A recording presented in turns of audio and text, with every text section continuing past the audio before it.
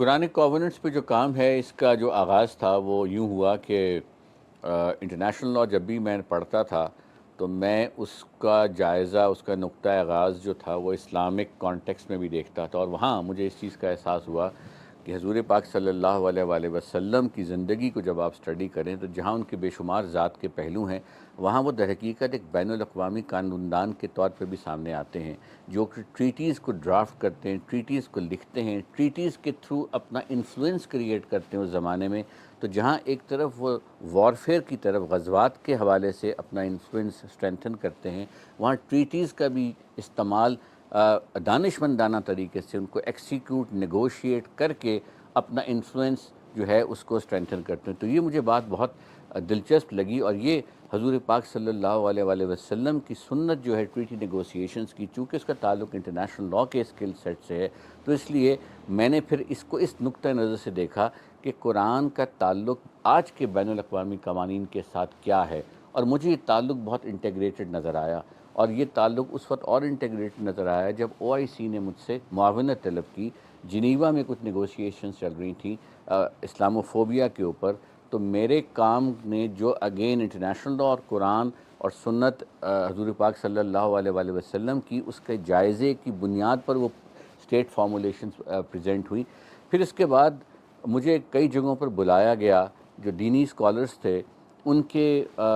Seminars میں مجھے بلایا گیا کہ بین الاقوامی قانون اور قرآن اور اسلام کے تعلق پر بات کرنے کے لیے، خاص طور پہ جو بے شمار چیلنجز مسلم امہ کو درپیش تھے،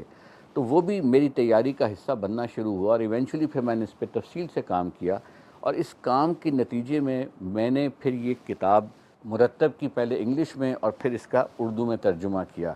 اور یہ اس طرف نشاندہی کرتی ہے کہ قرآن کا ایک لیگل آرکیٹیکچر ہے۔ اس میں جو میں نے اس لیگل آرکیٹیکچر کو محسوس کیا ان ٹولز کو سامنے رکھتے ہوئے جو ماڈرن قوانین کے ٹولز ہیں، تو مجھے احساس ہوا کہ اب اس کی سمجھ بہت زیادہ ایمپلیفائی ہو جاتی ہے، اور ایک عام شخص کو جو آج کی دنیا میں زندہ ہے، جو آج کے ماڈرن زمانے میں زندہ ہے، اس کو ریلیٹ کر سکتا ہے۔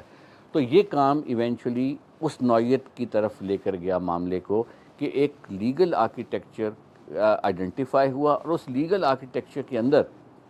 کووننٹ یا کانٹریکٹ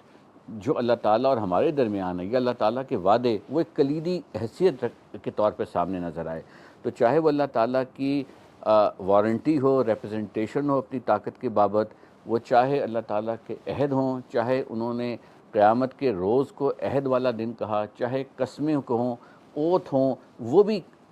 کووننٹ کی مختلف اقسام ہیں۔ تو اس طرح سے اس پر یہ کام کر کے میں نے وہ کووننٹس کو لسٹ ڈاؤن کیا۔ یقیناً یہ ایگزاسٹیو لسٹ نہیں ہے، لیکن بہرحال اس کے ایک فریم ورک کی ایک سمجھ آ جائے گی کہ اس کی نیچر کیا ہے۔ تو مجھے امید ہے کہ یہ کتاب اور یہ کام جو ہے آپ کو مدد دے گا قرآن کو اور بہتر طریقے سے انڈرسٹینڈ کرنے کے لیے، اور اس کو اپنی زندگی کے ساتھ ریلیٹ کرنے کے لیے۔